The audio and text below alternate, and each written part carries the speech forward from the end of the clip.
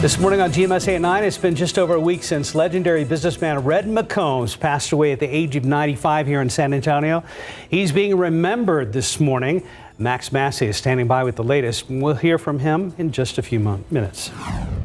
Plus, families of Robb Elementary victims are speaking out against a documentary again that could air tomorrow. What they're saying about the director of the project. Live from KSAT 12. Good Morning San Antonio starts right now. And a good morning to you, everyone. It is Monday, February 27th. Happy Monday. Hope you had a good weekend and hope you're getting off to a good start this morning. It's going to be a warm week. It is, but one big change when we came in very early this morning, it was kind of muggy and mild, and now it feels drier out there. Beautiful day, Justin. Yep, front came through, cleared us out. We got blue skies now, but unfortunately, it's another front without rain. We need the rain too, and just didn't materialize here. Of course, a lot of active weather to our north. We've got drier air starting to spread in here, blue skies. There's the front. It's through San Antonio. Don't think this is going to cool us down much. In fact, we're going to see temperatures warm up into the mid-80s today. So this is mainly just a surge of dry air. Temperatures right now 67 degrees at the airport, 64 Rio Medina, 59 Bandera, 68 right now in Gonzales. It's a little cooler up in Kerrville where it is 59 at this hour.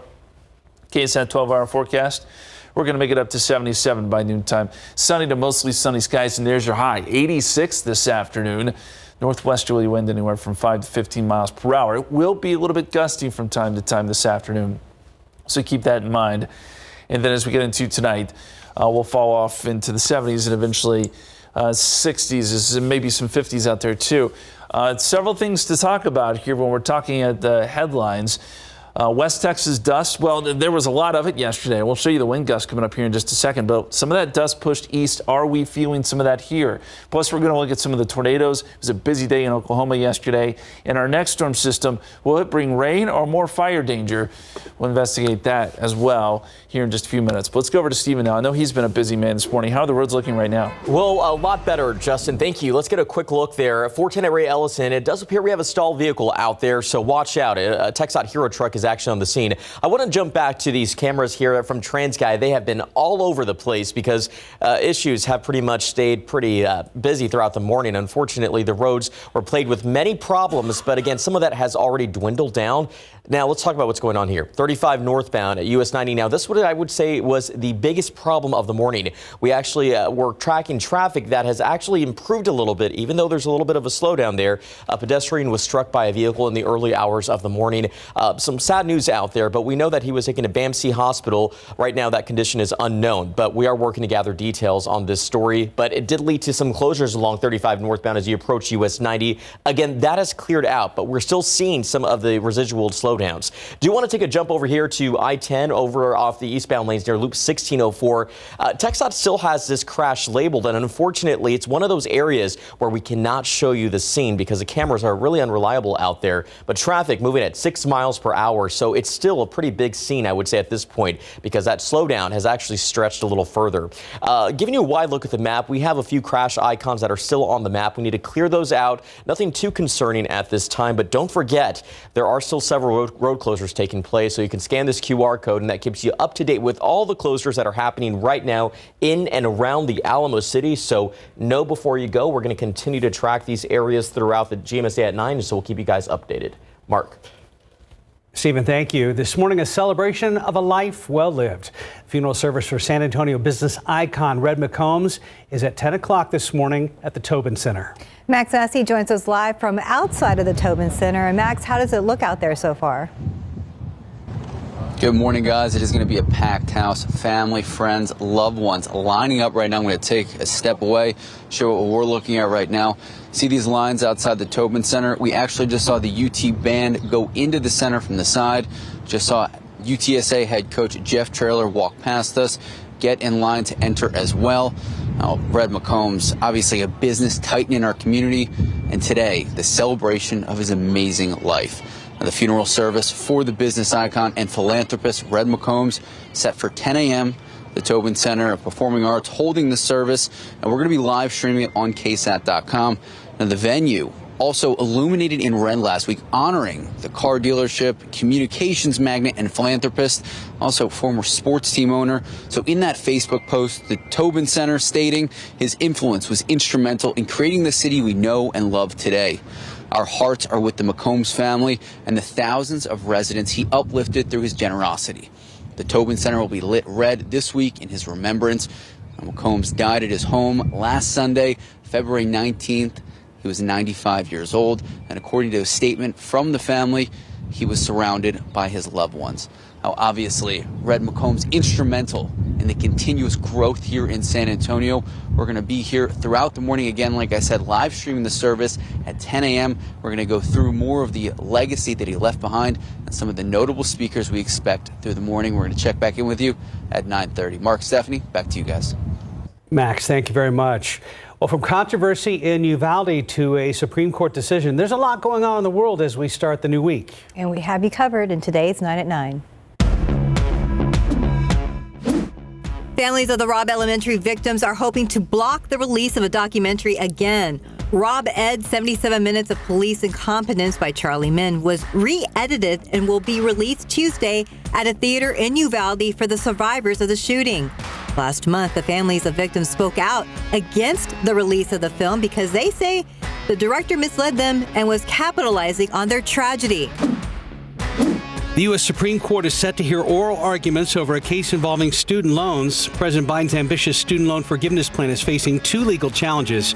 Critics say the plan is an illegal abuse of power and is unfair to some borrowers. It would cancel up to $10,000 in student loans for people earning less than $125,000 a year. 5 people are dead after a medical transport plane crashed in Nevada in a town southeast of Reno on Friday night. The Associated Press reports the plane apparently broke apart before hitting the ground. The 5 people killed, including the patient, a family member, the pilot, a flight nurse, and a flight paramedic. The federal government is moving ahead with plans to dispose of hazardous waste from that train derailment in East Palestine, Ohio. The Norfolk Southern train derailed over 3 weeks ago. The EPA says a shipment of contaminated liquid and solid waste will now head to 2 EPA facilities in Ohio today. Right now, over 100,000 gallons of liquid waste and 5 truckloads of soil still need to be removed. At least 62 migrants are dead after their wooden boat broke apart on Sunday after hitting rocks near the eastern coast of Italy. Around 80 people were rescued. Their survivors are from Iran, Pakistan, and Afghanistan. Right now, it's not clear where the ship launched from. U.S. Department of Energy says the COVID-19 pandemic most likely came from a lab leak in China. A senior U.S. intelligence official told the Wall Street Journal new information caused the department to update their assessment.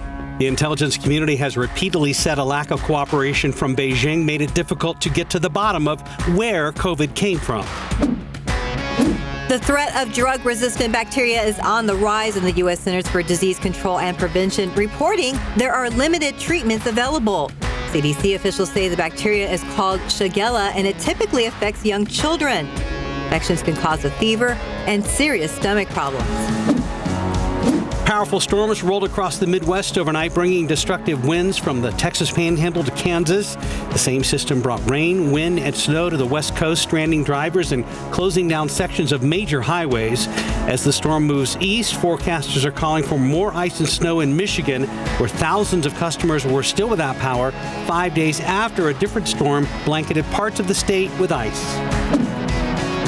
And finally, after losing in the final seconds of Week 1, the San Antonio Brahmas have won their first XFL game. They beat the Orlando Guardians on the road in Florida 30-12. The Brahmas hit the road next Sunday to take on the Houston Roughnecks. And that's today's 9 at 9. Before we go to break, we've got some new information on an overnight shooting. San Antonio police say one person is dead after the shooting outside of a bar. This happened just after 11 p.m. on Frio City Road near Highway 90. That's on the city's southwest side. Now, police say a man was shot in the parking lot of a bar there. Then he somehow made it back inside before collapsing. We are told emergency crews got there and tried to help him, but he later died. Officers were able to detain a possible suspect in another part of town. Also overnight, frightening moments after a late-night crash happened after 10:30 last night at Blanco and Loop 1604. Police tell us a motorcyclist crashed into a sedan. That motorcyclist was taken to a hospital with some broken bones. Right now, 9:07, 67 degrees. Still ahead on GMSA at 9 a click on the west side, targeting dental disease in Hispanic children. Tiffany Huertas shows us how the dental care is changing their lives. And after the break, a man in California breaks a world record with the help from Mickey and Minnie Mouse. We will explain in your morning headlines with David Sears. Welcome back. 9:11 in your morning headlines. It's gotten to the point where selling Girl Scout cookies has its dangers. SpaceX not headed to space quite yet. A Disneyland record, and there is something in that McDonald's secret sauce. David Sears is here to explain all of these morning headlines. Good morning, David. They put some love in that secret sauce. Okay. We'll have that for you in just a second, but first let's start with this. You are looking at a Tesla that just crashed into a Girl Scout cookie stand and a pole. A 9-year-old and 10-year-old were injured along with a 78-year-old woman. It happened just outside of Walmart in Northern California. The two girls had minor injuries, cuts and scrapes. The woman had major injuries. All three taken to a hospital. The driver arrested on suspicion of DUI.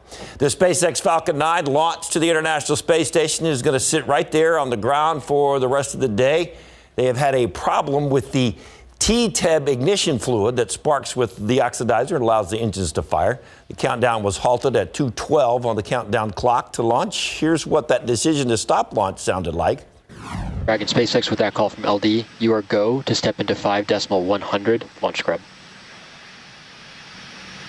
5.100 launch scrub.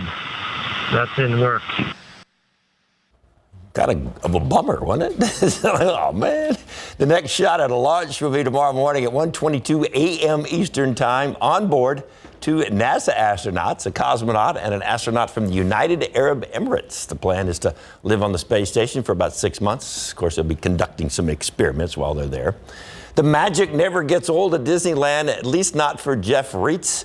He has gone to Disneyland in Anaheim every day for 11 years in a row and now has the Guinness record to prove it. Yes, every day for 11 years in a row. Back in 2012, Disneyland had some kind of gig where you could come to the park for 366 days in a row since it was a leap year. Reitz never quit going. He said the ticket prices range from $500 a year to $1,400 a year. Said it was like getting a Starbucks coffee every day. His favorite attraction, the Matterhorn bobsled. He says he has slowed down on the trips these days and decided to do some other stuff, like go to some concerts and things. Hey, burger, fries, and an order of love all under the golden arches at a McDonald's in Green Bay.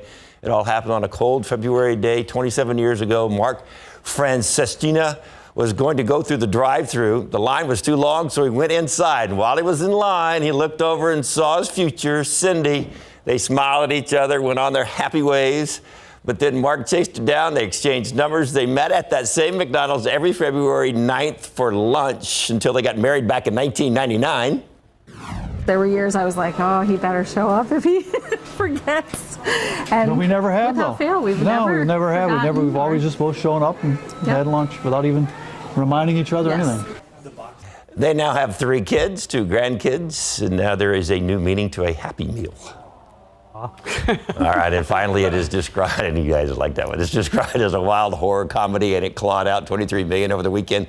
Cocaine Bear, chewing up expectations. Ant-Man and the Wasp, Quantumania, held on to first place at $32 million. However, the movie saw a 70% drop from its opening weekend, but it dropped 70% from the opening weekend, which is like a record for a Marvel movie, apparently. So that's a big drop. Mm-hmm. Big, huge drop. Somebody from our crew saw Cocaine Bear this weekend. Robert did. Robert? Yeah. Anybody say how Robert, what he thought of that there in the booth? He told me that it was like Jaws with a bear. Hilarious. Yeah, and hilarious. So Colin says it was hilarious. Okay. And what was the other way it was described to you? Oh, Jaws with a bear. That's what he said. A coked up bear. That's quite different than Jaws. You can barely handle that one. Yeah, that's true. We'll be back. Thank you, David. All right. Justin joins us now. Man, what a movie. Almost done with February. Almost done. First day is Wednesday. That's right. And you know, David claims to love Lubbock. But I don't know if he would have loved it yesterday. Not with these kind of wind gusts. Look at the wind gusts across West Texas yesterday. 76. Wow. 75 in Amarillo. Dust everywhere. There was some minor damage here and there. There was actually a gust reported at Guadalupe Mountains National Park of 104 miles per hour. This was because a storm system was moving through Texas. Now, we had some gusty ones here, but not like that. Then, unfortunately, we had some tornadoes reported across the Oklahoma City area. 12 injuries, 9 reports in total. A lot of damage in Norman, Oklahoma. Thankfully, we have not heard any reports of deaths or anything like that, but there were some injuries. And as we look northeast, this is where the severe weather threat will be today. Indianapolis, South Bend, Columbus, up towards Cleveland. So that system moves away. You can see the spin right there as it moves towards Chicago, and then there's snow on the north side of it there around Detroit. I want to take you back out to the west, though. This is the next system that we're watching. And things are becoming more spring-like, right? We're starting to get these stronger systems that are producing some severe weather. This system dives south. It'll bring snow and rain to the west, but eventually it makes its way into Texas, and we think that happens on Thursday. As it does, we may get a storm or two, although the problem with this is there's going to be some dry air in place. We may not get the storms that we'd like or any rain out of this period. This is around 3 o'clock Thursday, so then it becomes dry and windy, and you know what that means. Because we haven't seen rain, with gusty winds and dry conditions, we're going to have a high fire danger as we get into Thursday and Friday. Something to watch as we move into the future. Rain chances this week, just a small chance, and that's on Thursday, 10%. That's it. We need more than that as we get into spring and we get these gusty winds. Speaking of which, let's go outside for you. We got blue skies right now. There are some winds trying to pick up behind our frontal boundary that move through. This says cloudy at the airport. It certainly is not. We've got blue skies 67, northerly winds at 9 miles per hour. And the dew point has dropped way off at 23, so the air is now very dry. That front right there, it's moved through, had some cloud cover with it, yes, but those clouds have gone away here in San Antonio. Still some clouds as you get down towards Karnes County and south and east of Gonzales. Everyone else is seeing clear skies at this point. 59 Kerrville, 66 right now in New Braunfels, 70 in Gonzales, 72 in cloudy in Kennedy, 71 Pleasanton, and 70 out in Carrizo Springs. We're closing in on 70 here in San Antonio. Yes, a front moved through, but still going to be warm today. We're still going to get some pretty toasty temperatures due to some very dry air. Dew points are in the 20s. And that has fallen off significantly from what we were looking at earlier when we had some humid conditions. So here's our KSAT 12-hour forecast. 73 at 11 o'clock, 77 noontime, 80 at 1 o'clock.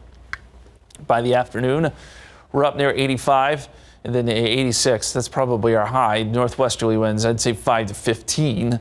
And then tonight, 76 at 7 o'clock, down to 68 by 9 p.m. We'll start to see some southerly winds kick in, and moisture tries to work its way back in tomorrow. 86 on your Tuesday. I still think it's mostly sunny. And then 87 Wednesday. We get more clouds, maybe some fog. Thursday is that day we're going to watch. Now, if we can get some dry air in here during the afternoon, that'll boost temperatures. Right now we're going 89. Could we see some 90s on Thursday? Sure. That front moves through, then it turns windy and cooler on Friday, but that fire concern, really it's concerning to me just looking at the potential for winds maybe gusting up to 40 miles per hour. But then some beautiful weather as we head into the weekend. If we don't get a storm system that produces some good rain around here, we're going to be in a world of trouble if we keep getting these gusty wind situations. So that'll be something to watch. Yeah, that's been happening a lot. It has. All right, thank you, Justin. All right, 919, 67 degrees. And coming up next, a clinic on the west side targeting dental disease in Hispanic children. How parents are also benefiting from community care. Just want to give you a heads up. Stephen Cavazos just told us about an incident that's been working for a little while now at I-10 eastbound at Escondido Creek. That's out by Graytown Road, east of the downtown area, but it's led to some very big backups in that part of town. But he said it's been working for a while.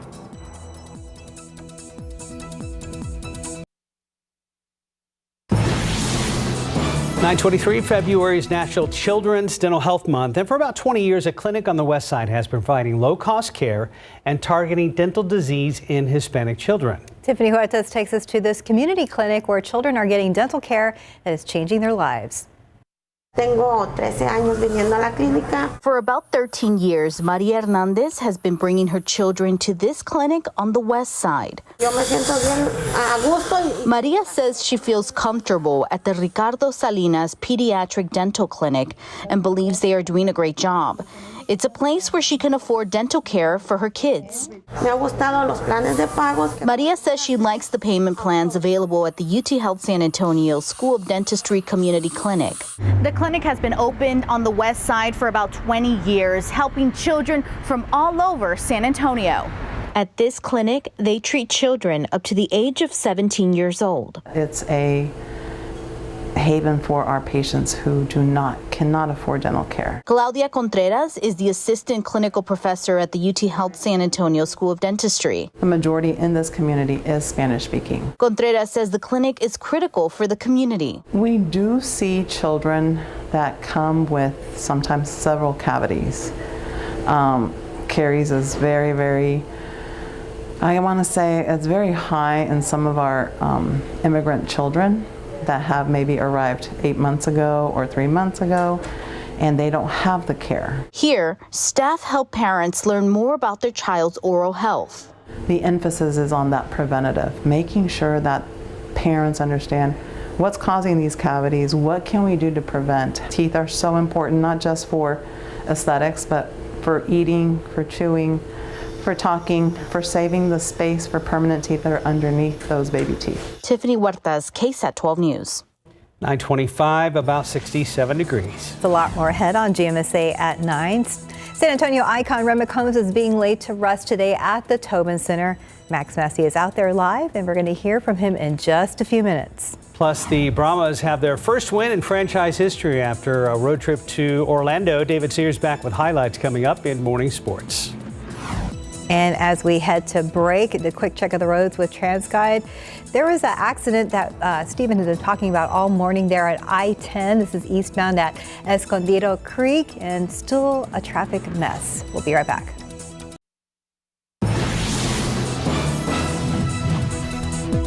Okay, and welcome back. It's just about 9:30 on your Monday morning. I think we're going to check back with Stephen Cavazos for now on the latest in the crash. Okay, we're going to Max first. All right. Well, it's a day of mourning as San Antonio remembers the life and legacy of businessman Red McCombs. The service at the Tobin Center downtown is titled A Celebration of a Life Well Lived, and Max Massey is live outside the Tobin Center. Max, did you get a look at the funeral service program? I did, guys, and there's some notable speakers: Governor Abbott, head coach Greg Popovich, Avery Johnson. Now take a look behind me. As you can see, people still entering the building. The service is set to start at 10 a.m. And while McCombs was known as a multi-business tycoon across Texas, he and his wife Charlene planted their roots here in San Antonio. Now, Charlene passed away in December 2019. Now, Red McCombs, not many people know this, born Billy Joe McCombs, 1927 in Sport, Texas. But as to the world, he was known as Red. Served in the Army after World War II, later used his GI Bill to study business and law at the University of Texas in Austin. There, the business school, the softball stadium, and the north end zone at DKR Texas Memorial Stadium, named in his honor. And McCombs owned a car dealership empire spanning 60 locations, co-founding Clear Channel in 1972. Obviously pivotal in bringing the Spurs to San Antonio. Owned the team 2 separate times. Went on to purchase the Vikings in hopes of bringing an NFL team to the Alamo City. Selling the Vikings after 7 seasons. Selling the Nuggets after 3 years. McCombs also a pillar in the philanthropy community. His work includes numerous donations to his alma mater, $30 million to MD Anderson for the Institute for Early Detection and Treatment of Cancer. Now, McCombs passed away last Sunday at the age of 95 years old. And upon learning of McCombs' death, tributes to his legacy poured in, ranging from the San Antonio Spurs to the San Antonio Chamber of Commerce. And guys, as you can imagine, it is a very emotional situation out there. We've talked to a bunch of people who are headed inside, and we're going to stay here throughout the day. We're going to have much more coming up on the news at noon. Stephanie, Mark, back to you guys. Thank you, Max.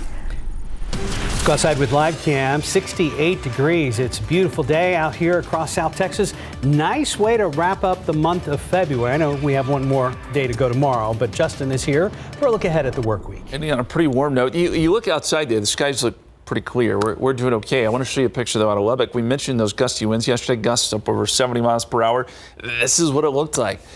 So much dust in the atmosphere. Now the question was, does that dust get pushed east and do we see some of it here? I think there could be some very light concentrations of dust in the air today, but so far everything I've seen as far as air quality It's worse as you get up towards Waco, and even then it's starting to get better as all that dust gets pushed east pretty quickly and disperses. So I don't think we're going to have a huge issue with that. But I do mention as we get into the pollen count, because there could be a little bit in the air today, not to mention mold, ash, mulberry, oak, hackberry, elm. That long list, it's mainly trees that we're concerned about right now.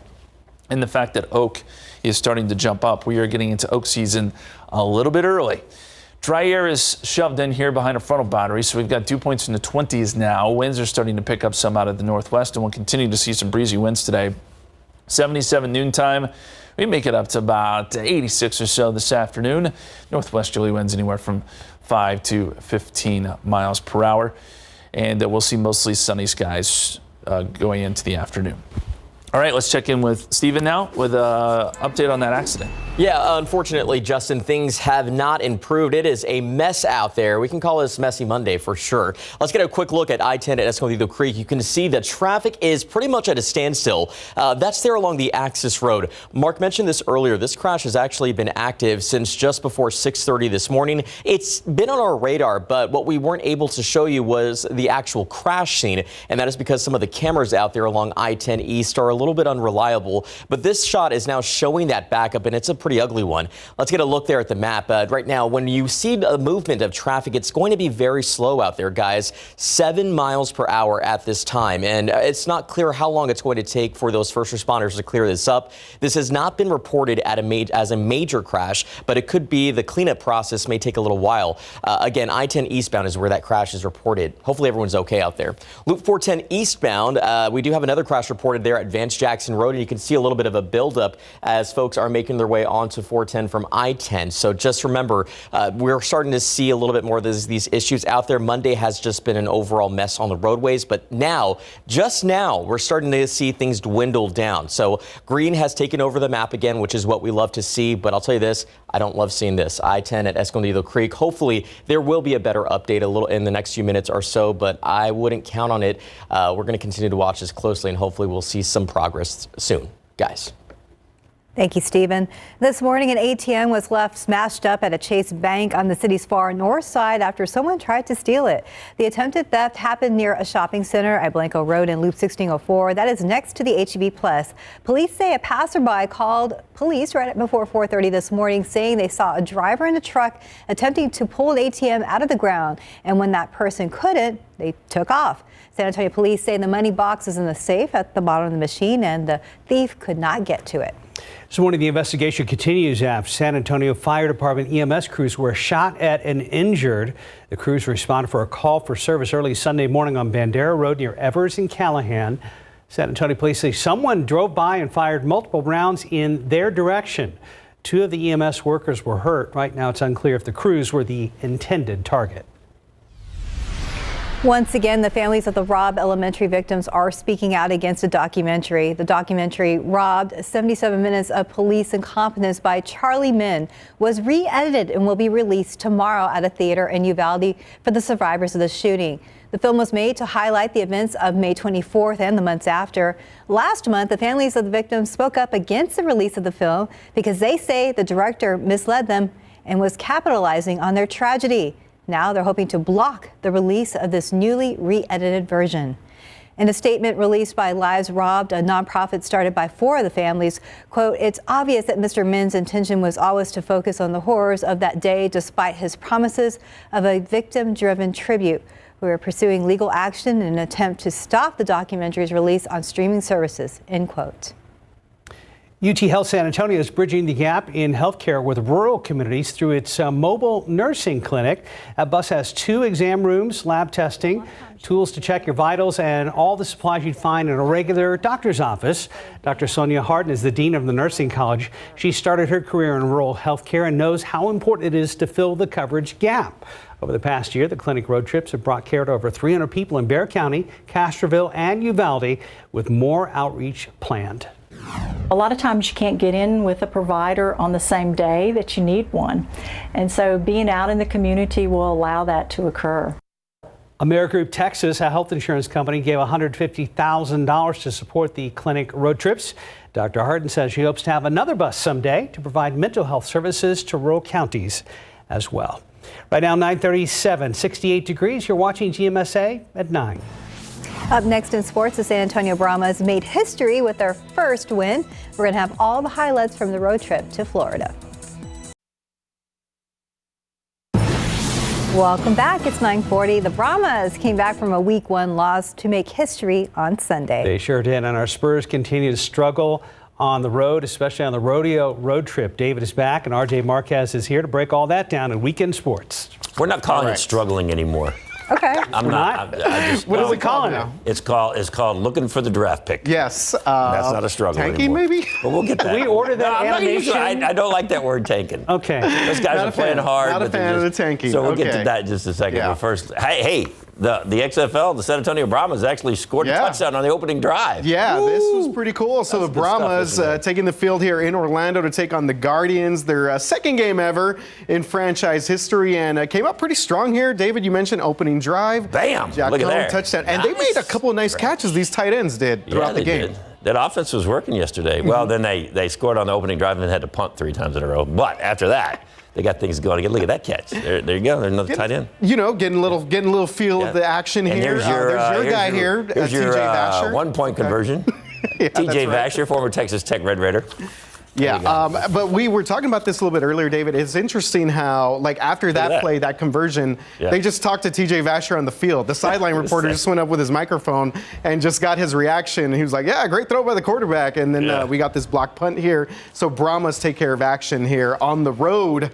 Kind of on the road. They're all on the road. We were at the game last week when they opened up here at home. So yesterday was the first time I'd actually seen it on TV, and there's some very interesting stuff goes on during the game on television. You hear the referees discuss a penalty, and get it right. Yeah. You also go up into the booth and you see the I guess it's the replay referee, the official up there looking at all the replays, all their communication to make sure everything's going good. And then you hear the coaches call the plays on the sidelines, both offense and defense. I think that was really interesting because you get to hear the play being called at the line of scrimmage by the quarterback, and then you get to hear, you're right, the coaches when they kind of get after their players here and there. So I thought that was kind of a fun little.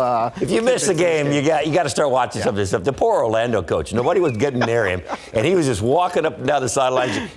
He needed his own soapbox. Man, this guy was like ranting and raving. It was funny. It was funny to watch, but of course he was upset because the team kept getting penalties and making mistakes. But here's one that I found really strange. They actually fly to and from the game on the same plane.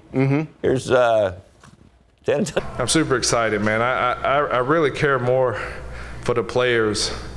You know, I wanted them to experience. I've already been to the mountaintop, so I know what it feels like. But, you know, I wanted this one bad for the players because I saw the hard work that they put into it. So we're going to enjoy this one, be kind of different getting on the plane, having to share the plane with the team you just beat.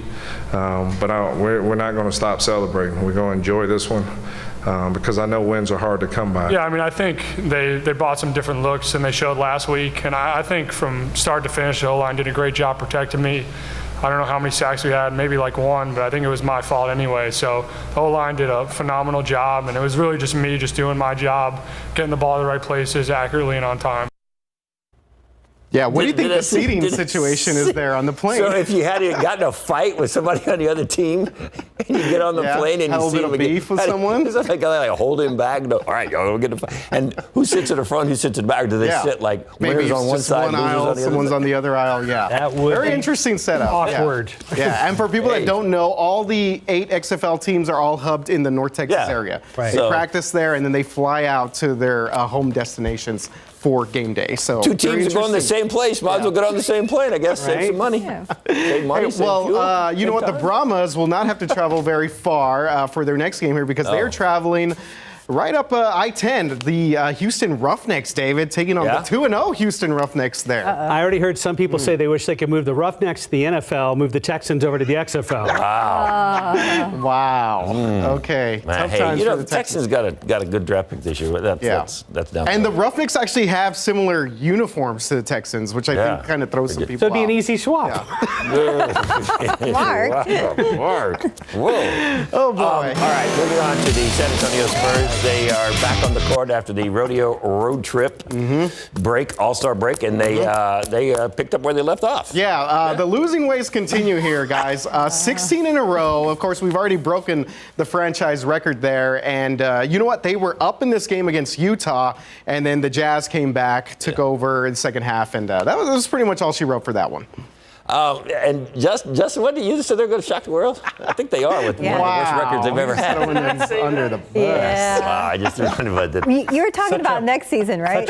Fond memory. So here's what I want everybody to remember. Just put this in. Just put this in the back of your head for right now, because we'll remind you 100 more times. Okay. May 16th. May 16th. Okay. Tuesday, May 16th. That draft? Is that the lottery? That's the lottery. Okay. That's what we're looking for. We got 21 games left. Draft lottery. And then we're looking forward to Tuesday, May 16th. That is the draft lottery. That's when we find out if the Spurs get that #1 pick. Right now, they must really think Victor Wembanyama is the real deal, because I cannot imagine that they are happy about this. Pop being the type of competitor he is, 16 straight losses. I mean, that's a lot to stomach, but they must really think that this guy Wembanyama, this is what they're doing this for. So there is hopefully a light at the end of the tunnel. And I can't think of anybody on the Spurs front office all the way down to the court that would play to lose. No, makes no sense, right? No, not at all. They're out. I mean, just watch them. They're out there busting their tails, and they're making a lot of mistakes, but they're making them go 100 miles an hour. You're not sitting on the sideline with their feet up on the chair going, ooh, making a mistake. They're out there busting their tails, and I give credit. They're just young. I mean, what's the average age? Like 10, 12, 15 on this team? Holy smokes! No, David, 16. 19. I mean, but here's your big Jeremy, Malachi, and Keldon Johnson are your big three, and I think Keldon's the oldest guy out there. Yeah, he's like 23 years old. Yeah. And the other two guys are teenagers. 23? Old man. So old man Keldon. It's what they call him. But the good news is, Charlotte is won 19 games, so they're kind of out of that top 3 pick picture. So it's Detroit, San Antonio, and Houston that'll get that 14% chance of getting that top pick when the draft comes along. Because I don't think San Antonio's going to win 5 more games. No. I don't think they're going to get Charlotte. Big money. Come on. It had to be done. It had to be done. Well, we have a lot of draft picks too, right? Oh man, a lot of draft picks 23 over the next 5-6 years, something like that. They got some trading. They do have some trade capital, yes, and there we go. And they get Utah again to close out. Tomorrow night, The rodeo road trip has not been great, but you know what? They're competing. They're playing hard.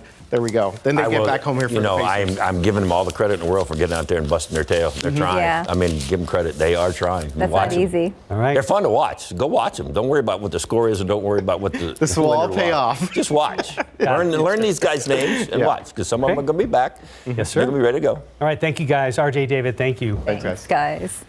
All right, time to dive into the end of the month at the beginning of March, and we're so close to spring break right around the corner now. Yes, it's almost here, and we're headed into some warm weather. I mean, of course, the big question we've been getting the last several weeks is this the end of it? Are we going to get another freeze? Still too early to say, but we do know that as we head into March, it's going to be warm. Here's what's going on today. We had a front move through, so dry air is pouring into South Texas. We got northwesterly winds. They're going to be a little bit gusty from time to time today, but it's dry, it's sunny. It's pretty nice. Temperatures are still going to be warm.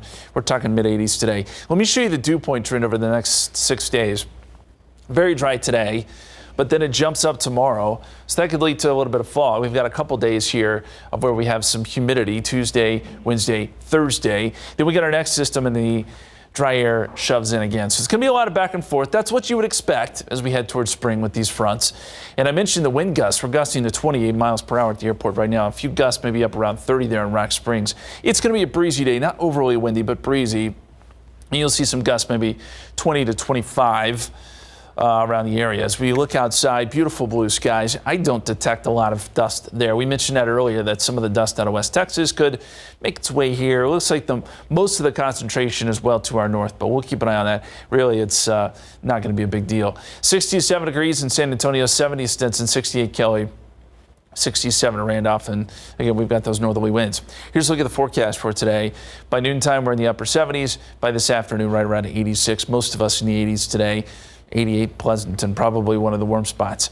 Then tonight, with dry air, clear skies, we should be able to see those temperatures fall off pretty nicely. Right now, we're forecasting 53 here in San Antonio, mid-50s for the most part here around the area. Here's the water vapor, and I think this shows situation very nicely.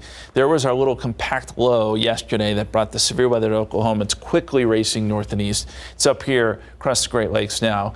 And then we had the tailing cold front, which pushed through. Then as we look off to the west, here's another bowling ball of a system. That's our next system that moves in on Thursday. This is unfortunately not going to bring us a ton of rain. I keep thinking one of these systems is going to give us one of those good rainfalls where we have great rain chances and we think we could see some heavy rain. This is not that. As it moves in, even though it's in a pretty good position, we get dry air that comes in, and that just basically takes away our rain chances. And there could be a couple of thunderstorms. If there is, there could be a couple strong ones. That'll be something to watch.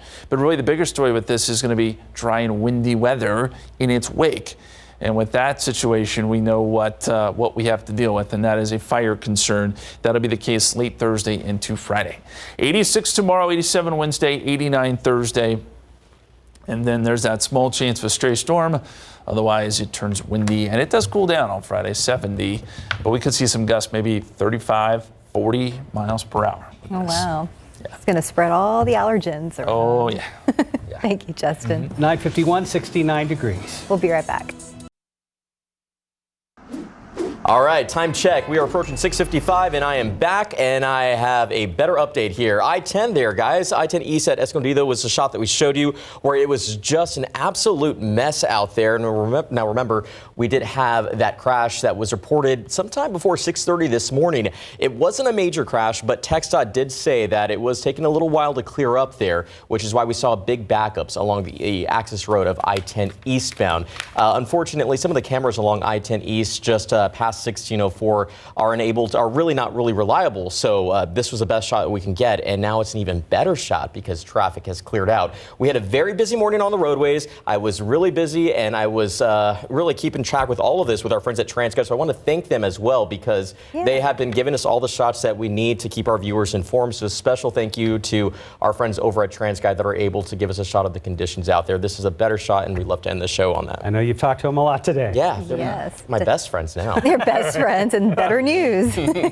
right, well, so much better out there for sure. Justin. Stephen, thank you. We'll take a look at the forecast here. We've got low humidity today. Cold front came through. It does not mean it's going to be colder today. It just means it's going to be drier. 86 tomorrow after a chilly or cool morning low, 53. 87 on Wednesday. We will get more moisture in here, some fog, more clouds. We'll watch for a storm or two Thursday afternoon. If we can get a storm going, there's a risk for a strong storm, but otherwise the bigger story is going to be the gusty winds that come in behind this system. Fire danger, fire risk is going to jump up significantly late Thursday into Friday. Could see some gusts close to 40 miles per hour, and it has been dry. Keep thinking this year we're going to flip the script. We're going to get some rain, but it's not in the cards yet. Well, hopefully maybe a little bit at a time, not all at once. Well, that's true too. Yeah. Thank you, Justin. Justin, Stephen, thank you guys. Bye. Have a good day.